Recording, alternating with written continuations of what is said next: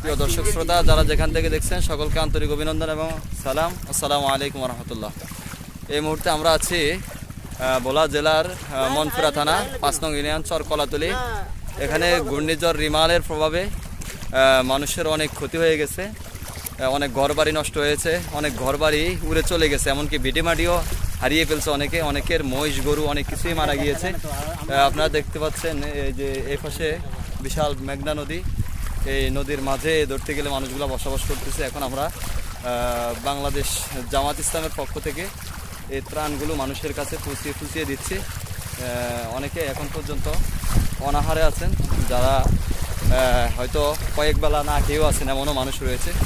এই জন্য আমরা বাংলাদেশ জামাত ইসলামের পক্ষ থেকে এই ত্রাণগুলা, কিছু শুকনা খাওয়ার মুড়ি চিরা, এগুলো মানুষের কাছে আমরা পৌঁছে দিচ্ছি।